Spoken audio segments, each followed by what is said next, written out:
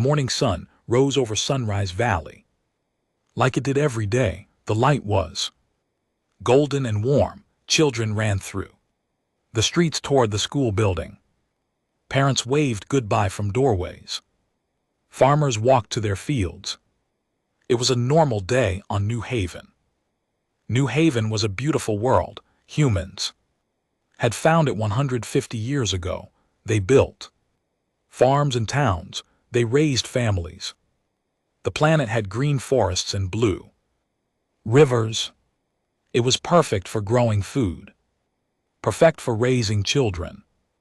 The galaxy knew humans as newcomers.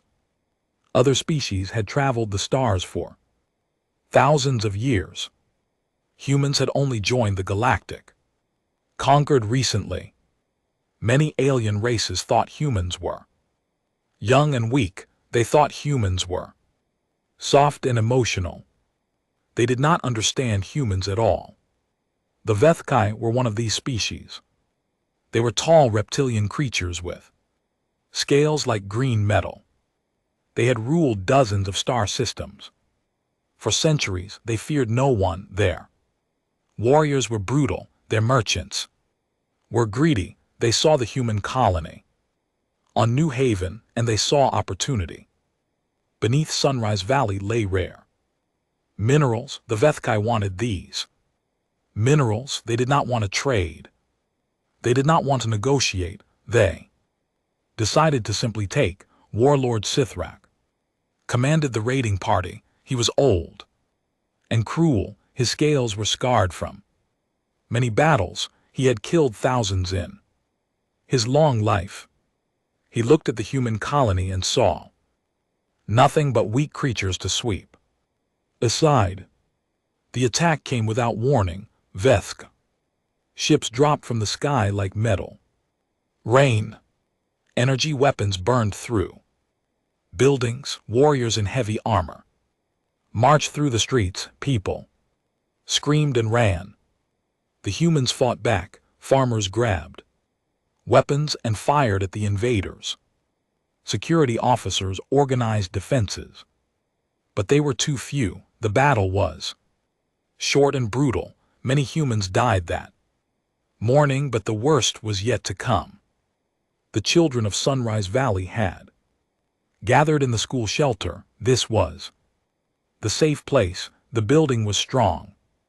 Underground bunkers protected the young ones. Teachers held crying children and promised everything would be okay.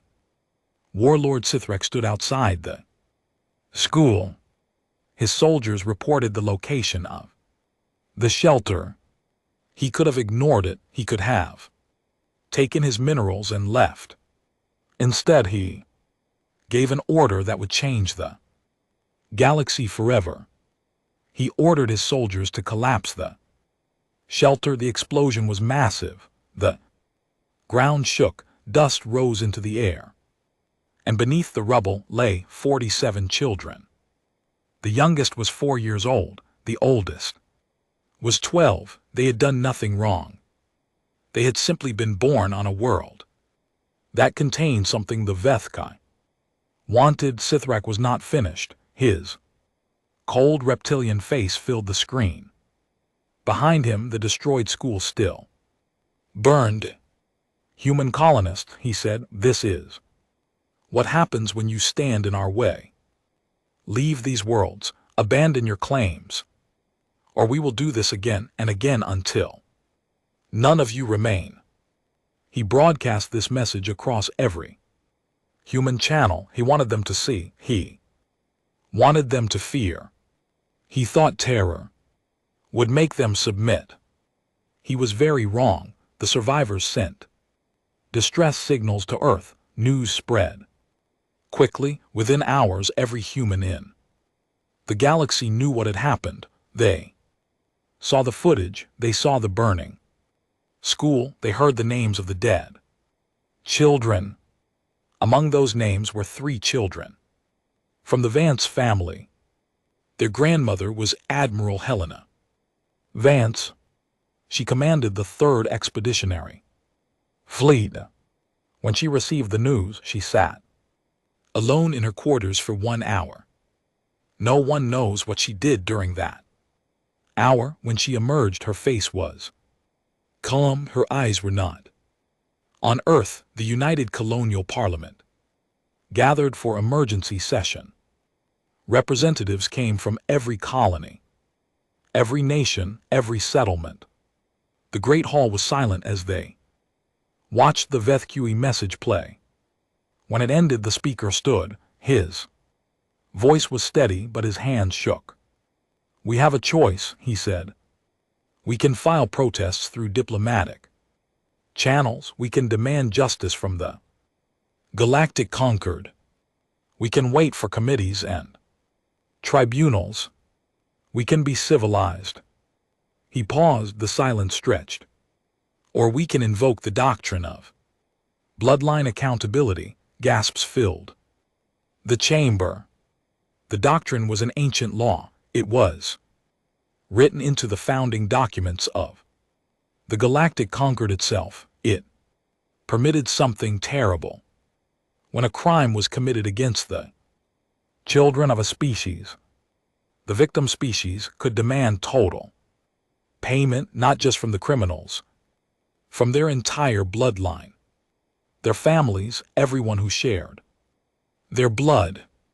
No species had invoked this law in 800 years. It existed only as a warning, a theoretical extreme. No civilized race would actually use it. The representatives voted. The result was unanimous. Every single vote said yes. The formal declaration was drafted that night. It named the 12 great houses of the VethQI. These noble families had ruled VethQI civilization for thousands of years. They had ordered the attack. They had approved the destruction of the school. They had laughed at the footage. The declaration was simple. It promised that every member of these bloodlines would die. Not quickly, not mercifully. They would be hunted across the galaxy. They would be found in every hiding place. They would watch their families die before they themselves fell. The galaxy watched this declaration with confusion. Other species did not understand. Humans were small. Humans were young. How could they threaten the mighty VethQI? One ancient being understood. The Lithid Elder had lived for 10,000 years. It had watched species rise and fall. It had seen the founding of the conquered. It remembered when humans first reached the stars. "We made an error," the Elder said to the conquered assembly. "We watched humans. We saw their short lives. We thought this meant they valued existence less than we do. We thought they would be careful, cautious, afraid of death." The Elder paused. Its crystal form pulsed with ancient light. "We were wrong. They do not value their own lives less. They value their children more than their own survival, more than peace, more than anything in the universe." The Elder turned to the VethQI ambassador. The reptilian diplomat was still smiling, still confident, still certain. "This was a bluff. You killed their younglings," the Elder said. "You should not have done that. You should not have done that at all." Nexus Prime was the largest space station in the galaxy. It floated at the center of known space. Every species sent ambassadors here. Every treaty was signed in its great halls. The Galactic conquered met here to decide the fate of civilizations. Today, the assembly chamber was full. Representatives from 300 species filled the curved seats. They had come to watch the humans make their formal declaration. Most expected a dramatic protest. Some expected demands for compensation. A few expected threats. None of them expected what came next. Ambassador James Okonkwo walked to the speaking platform. He was a tall man, with gray hair and kind eyes. He had served humanity for 40 years. He had negotiated peace treaties. He had prevented wars. He was known throughout the galaxy as a calm and reasonable voice. Today, his voice was different. Honored representatives of the Galactic. Conquered, he began. I come before you not to negotiate, not to demand, not to threaten. I come to inform you of what will happen. He lifted a small device. A holographic display appeared above the platform. Faces appeared, small faces, young faces, human children. Maria Santos, age 6. She wanted to be a doctor when she grew up. She wrote stories about healing sick aliens and making friends across the galaxy. The assembly was silent. Thomas Chen, age 8, he loved mathematics. His teacher said he could become a great scientist. He was learning about black holes when he died. Okonkwo continued, name after name, face after face, 47 children. He spoke each name clearly. He described their dreams, their hopes, their favorite games, their last words to their parents. It took nearly 30 minutes. No one interrupted, no one moved. The weight of those names filled the chamber like water filling a sinking ship. When he finished, Okonkwo lowered the device. His face was stone. These children died because Warlord Sithrak of the Vethkai wanted minerals. They died because he thought humans were weak. They died because no one believed we would respond with anything but words. He straightened his shoulders. Humanity hereby invokes the doctrine of bloodline accountability. We declare the 12 great houses of the Vethkai to be enemies of our species. We will hunt them, we will find them, we will end their bloodlines completely. This is not a threat, this is not a negotiation, this is a statement of fact. The chamber exploded with noise. Representatives shouted, some demanded order, others demanded clarification. The Vethkai ambassador pushed forward through the crowd. This is absurd, the reptilian diplomat laughed. You cannot be serious. Your military is respectable but small. We have 1,000 warships. You have perhaps 200. This bluff will not work on us. It was not a warm smile. Ambassador, you misunderstand. We are not sending a fleet. We are sending our species. He activated another display. Star maps appeared. Red dots marked human colonies. Blue lines showed ship movements. The entire map was covered in converging paths. Every military vessel humanity possesses is now moving toward Vethkai space. Every civilian ship capable of carrying weapons is being armed. Every retired soldier is returning to service. Every factory is producing weapons. Every citizen who can hold a gun is volunteering. The map zoomed out. More and more blue lines appeared from every corner of human space. Ships were launching. We are not going to war with you, Okonkwo said. We are going to erase you. Your great houses, your noble families, every drop of blood that connects to those who ordered this attack. We will hunt them for as long as it takes. We will spend every resource we have. We will sacrifice everything if necessary. The Vethkai ambassador stopped, laughing. You would destroy yourselves just to hurt us.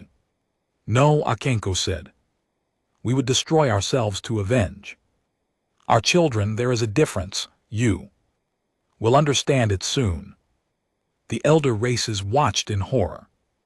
They had created the doctrine of bloodline accountability thousands of years ago. They had written it as the ultimate deterrent. The logic was simple.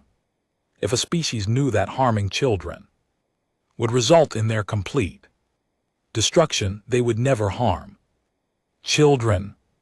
But no one had ever actually used it. The law existed only as a warning, a theoretical extreme. A civilized species would negotiate, would accept compensation, would move on.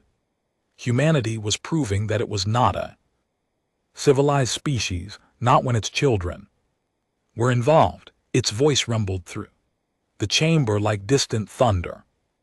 I have lived for 10,000 years. I have watched many species. I have seen wars and genocides. I have seen empires rise and fall. But I have never seen anything like humans. It turned its crystalline body toward the assembly. We assumed their short lives made them careless. We assumed their emotions made them weak. We were wrong. Their short lives make every moment precious. Their emotions make them capable of love beyond our understanding. And when that love is attacked, they become something else entirely. The elder paused. They become vengeance itself. In human space, the mobilization continued. Ships launched from every world. Old veterans reported for duty. Young volunteers lined up outside recruitment centers. Factories ran day and night producing weapons and ammunition. On New Haven, Admiral Helena Vance visited the ruins of Sunrise Valley. She stood where the school had been. Workers were still removing rubble, still finding small bodies. A young officer approached her. Carefully, "Admiral, the fleet is ready. We await your orders." Vance did not turn around. She was looking at a small shoe that lay in the dust, a child's shoe, pink with small flowers on it. "My granddaughter Sarah had shoes like these," she said quietly. She was 5 years old. She liked to dance. She would spin around until she fell over laughing. The officer said nothing. They crushed her under 1,000 tons of rubble. They recorded it and broadcasted across the galaxy. They laughed. Vance finally turned. Her eyes were dry. Her voice was steady. "Set course for Vethkai space, all ships. Maximum speed. We will show them what happens when you harm human children." Across the galaxy, the Vethkai were beginning to understand their mistake. But it was far too late, all of them. And they were not coming to negotiate. The galaxy expected a direct assault on the Vethkai homeworld. They expected massive fleet battles. They expected a war of ships and stations. They expected something they could understand. Humanity had other plans. For 150 years, humans had been the newcomers, the young species, the ones who asked questions and took notes and learned from their elders.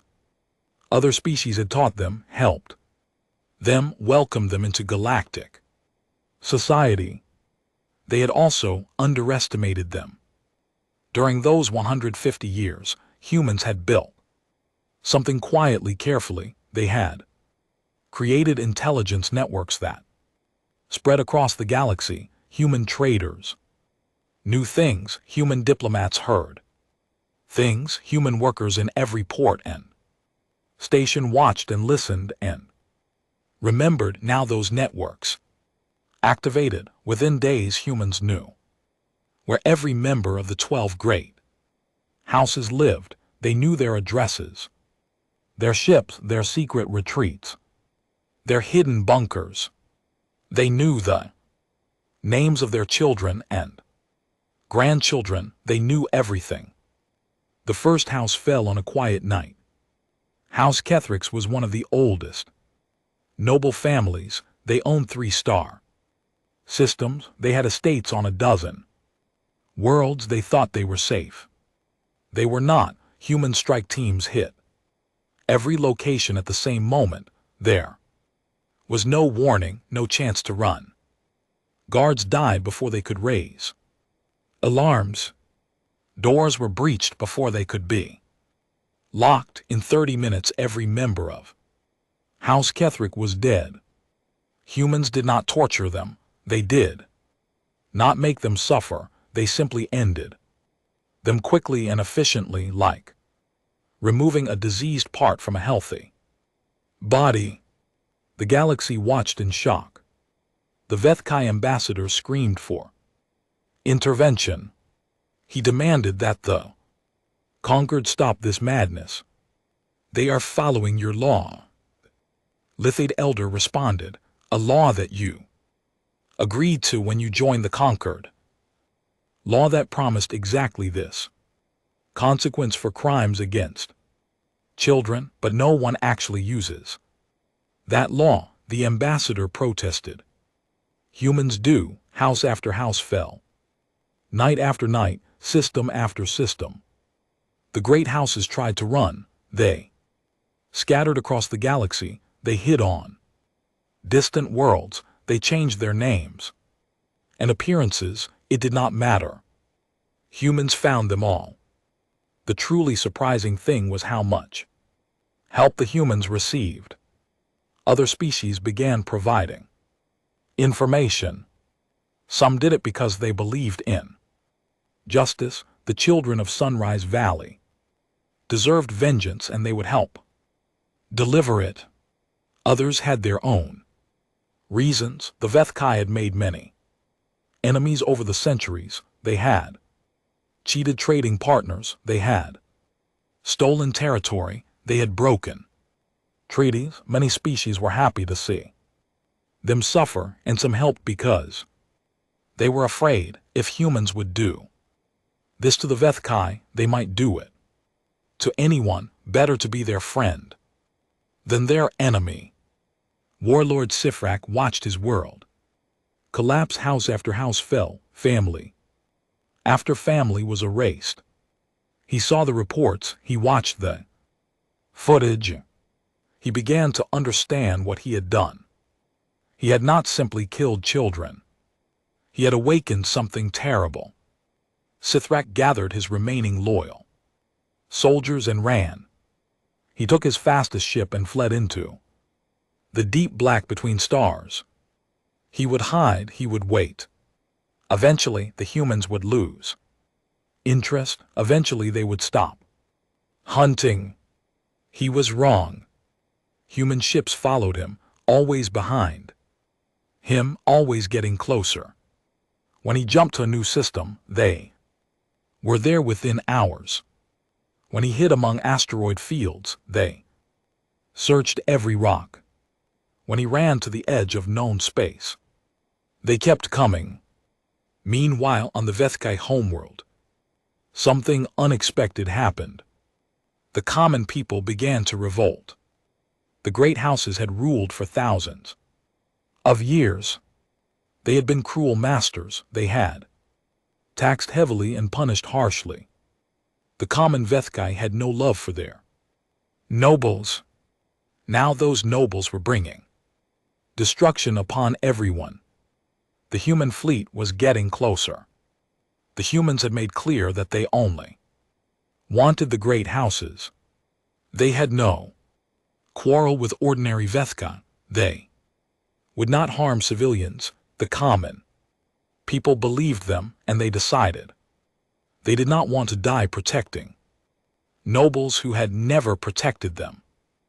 Riots broke out in every city. Noble estates were burned. Great house members were dragged from hiding places and handed over to human forces. The Vethkai people were choosing survival over loyalty. The humans accepted these surrenders. They treated the common Vethkai fairly. They kept their word. Only the bloodlines were targeted, only the families of those who had ordered The massacre, this was precise surgical justice. By the third month, 8 of the 12 great houses had been completely erased. Their bloodlines ended, their names removed from history, their estates given to the common people who had served them. Only 4 houses remained, and they were running out of places to hide. Warlord Sithrak received reports from his scattered family members, cousins, killed on distant worlds, nephews, captured and executed, sisters and brothers falling one by one. His bloodline was dying, and he could do nothing to stop it. He sent a transmission to the human fleet. His face appeared on their screens. He looked tired and old. His scales had lost their shine. Enough, he said. I surrender. I will accept any punishment. Just stop killing my family. Admiral Vance responded personally. Her face was calm. Her voice was ice. You killed 47 children. You recorded their deaths and broadcast them as a warning. You laughed while doing it. She leaned forward. We do not want your surrender. We do not want your punishment. We want your extinction. Every drop of your blood will be spilled. Every member of your line will die. This is what you earned when you touched our children. Sithrak stared at the screen. You are monsters, he whispered. We are parents, Vance replied. You should have researched what humans do to those who harm their young. The transmission ended. The hunt continued, and Sithrak knew that his bloodline had only days remaining. In diplomatic halls across the galaxy, species gathered to discuss the humans. They had always known humanity was different. They had always sensed something unusual about these short-lived creatures. Now they were finally beginning to understand. The Kelvari were an insectoid species. They lived for hundreds of years and thought in terms of generations rather than individuals. Their chief analyst presented findings to their ruling council. We have studied human history, analysts said. We believed their wars were primitive expressions of tribal conflict. We were wrong. Their wars reveal something deeper. The display showed images from Earth's past, cities burning, armies marching, weapons beyond counting. They have a concept called total war. The analyst continued. When threatened, they do not simply fight their enemies, they destroy them completely. They have done this to themselves many times. They nearly destroyed their own species with weapons they invented. The council listened in silence. Most species see war as a tool, a way to gain resources or territory. Humans see war differently. When their core values are threatened, they become willing to sacrifice everything, their lives, their wealth, their civilization. They would rather die than surrender what they hold sacred. The analyst paused. Children are sacred. To them, more sacred than anything else. We should have known. We should have warned the Vethkai. Similar discussions happen across the galaxy. Species that had known humans for decades suddenly saw them differently. The friendly traders became frightening warriors. The curious explorers became relentless hunters. The emotional newcomers became cold executioners. The conquered assembly met to debate intervention. Some representatives argued that humanity had gone too far. Yes, the Vethka had committed a terrible crime, but erasing entire bloodlines seemed excessive. Something must be done to stop this. Others disagreed. They are following our law, one ambassador argued. A law we created. Law we agreed to. The doctrine of bloodline accountability exists precisely for this situation. Are we hypocrites who create laws we never intend to enforce? The law was meant as a deterrent. Another replied, not as an actual punishment. Then we should not have written it as a punishment, we should have written it as a suggestion. But we did not, we made it law. And now humans are using that law exactly as intended. The debate continued for days. No resolution was reached. The truth was simple. No species wanted to fight humanity right now. The images of their mobilization were terrifying. Every ship, every soldier, every citizen willing to fight. They were not bluffing, they were not negotiating. They were simply doing what they had promised. Meanwhile, human civilians organized support for the war effort. Families sent supplies, communities raised funds, people who had never met. The children of Sunrise Valley wept for them and donated everything they could spare. Letters arrived at New Haven from across human space, thousands of them. Millions, messages of support for the survivors, promises of help, declarations of solidarity. Humanity was united in grief and anger. On Earth, a memorial service was held. Billions watched as the names of the 47 children were read aloud. Their faces appeared on screens across the planet. Their short lives were remembered, their lost futures were mourned. The President of Earth spoke to the gathered crowd.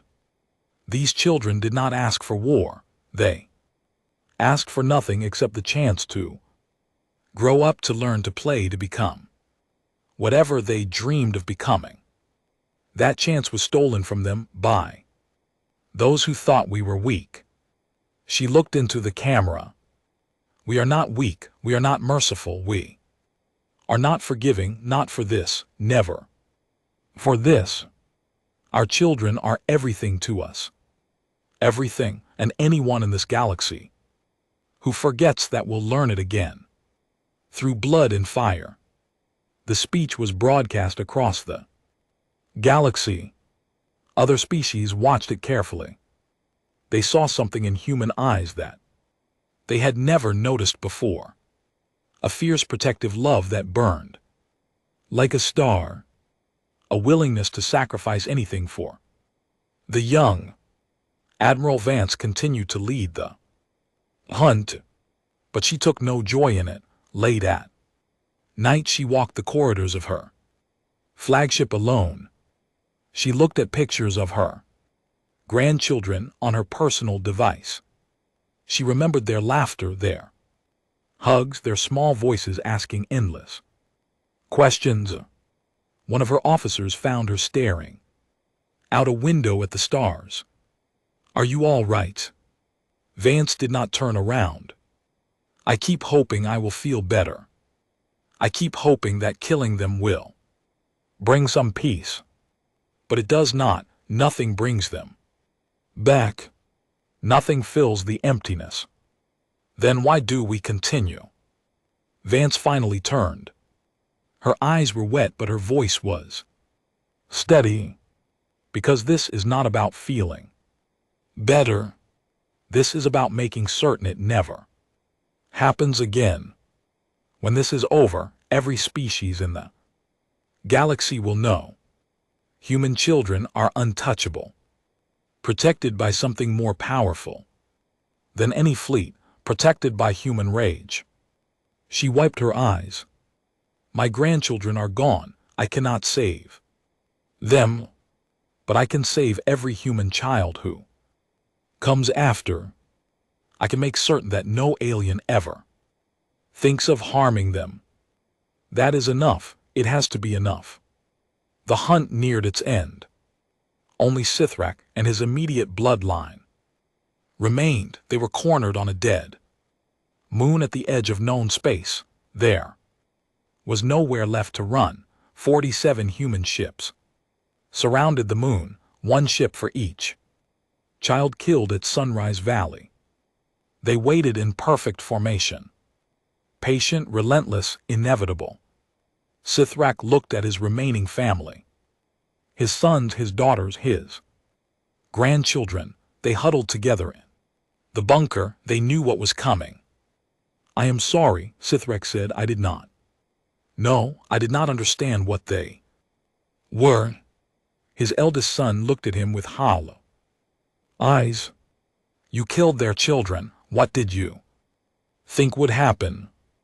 Sithrak had no answer. He had thought humans were weak. He had thought they would protest and complain and eventually accept payment. He had never imagined they would burn everything to ash just to make a point. He had been so terribly wrong. The human ships began their approach. The final battle was about to begin. The dead moon had no name. It was a forgotten rock in an empty system. No one had ever cared about it. Now it would become famous. Now it would be remembered forever.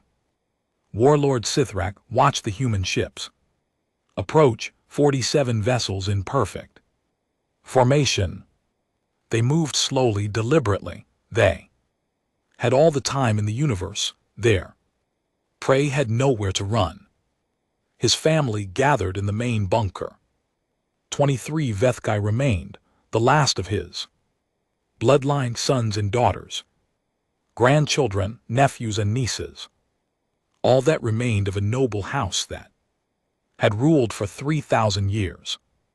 "We can fight," his eldest son said. "We still have weapons. We still have soldiers." Sithrak shook his head. "It would change nothing. They would still win, and they would still kill us. Then what do? We die. That is all that is left." A transmission came through. Admiral Vance appeared on the screen. Behind her stood officers from every human colony. Representatives from Earth, from Mars, from the distant settlements, all of humanity united against him. "Warlord Sithrak," Vance said, "this is your final moment. Do you have any words?" Sithrak stood straight. Even now he had pride. Even now he would not beg. "You call us monsters. You call yourselves righteous. But look at what you have done. You have erased 12 noble houses. Thousands of my people. For what? Revenge, justice." Vance did not flinch. 47 children were learning mathematics. When you killed them, they were writing stories and drawing pictures and dreaming about the future. One little girl was writing a story about meeting aliens and becoming friends. She wanted to explore the galaxy. She wanted to see wonders. Vance leaned forward. "You crushed her under rubble. You recorded it. You broadcast it as a warning. You laughed while the dust settled on their bodies."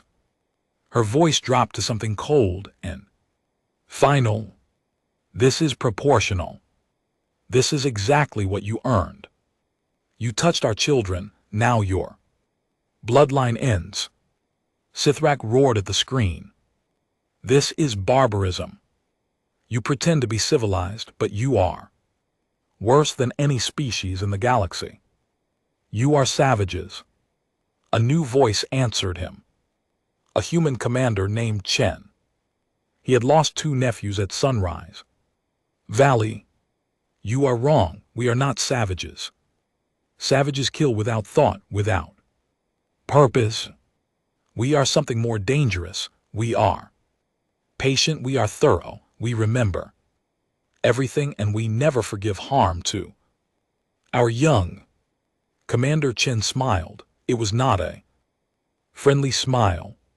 "Savages would have killed you quickly in rage. We took our time. We planned. We made certain every single member of Your guilty bloodlines would pay. That is not barbarism, that is human. Justice. The human ships opened fire. The battle lasted less than 10 minutes. Sithrak's defenses were swept away like dust. His soldiers died at their posts. His family bunker was breached, human. Soldiers poured inside with weapons. Ready. They found Sithrak holding an energy pistol. He pointed it at the soldiers. His hand was shaking. Stay back, he hissed. I will kill you. A human soldier removed her helmet. She was young, barely 20 years old. She looked at the warlord without fear. You can try, but it will not change anything. Your bloodline ends today. Make peace with whatever gods you pray to. Sithrak fired. The shot went wide. Human soldiers did not fire back. They simply advanced, patient, relentless. In the end, Sithrak died like a cornered animal, fighting, screaming, unable to accept that his long bloodline had come to its end. His children died beside him. His grandchildren died in the inner rooms. Not made to suffer, simply ended. Quickly and efficiently. When it was over, Admiral Vance walked through the bunker. She looked at the bodies. She felt nothing. Not satisfaction, not joy. Just emptiness. It is done, she said quietly. Notify the conquered.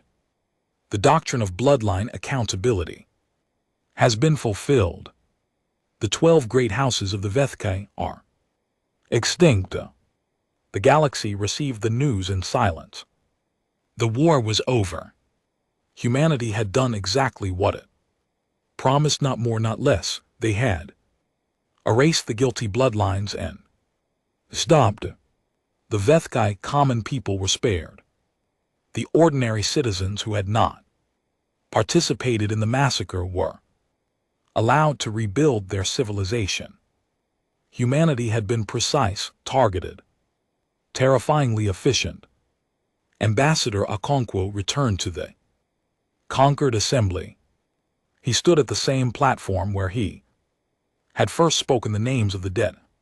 Children, every species had sent representatives to hear what he would say.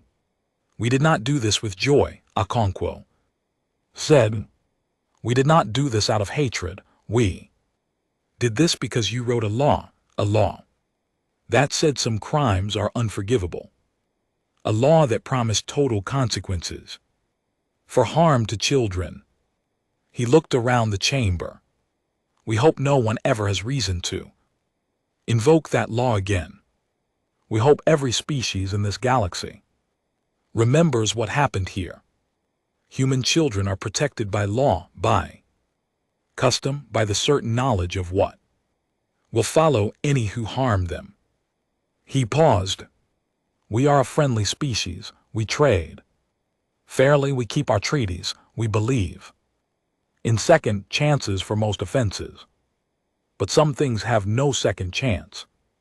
Some lines cannot be crossed. You all know now where that line is. He stepped down from the platform. The assembly was silent. On New Haven, a new school was built where the old one had stood. It was beautiful, white walls and green gardens and playgrounds filled with laughter. Inside, children learned about history. They learned about the Vethkui War. They learned what their species had done. The teacher was a young woman named Lisa. She had been 7 years old when the attack happened. She had hidden in a different shelter. She had survived while her friends died. Now she taught their memory to a new generation. The galaxy learned something about us. That day, she told her students. They learned that we would sacrifice everything to protect our young.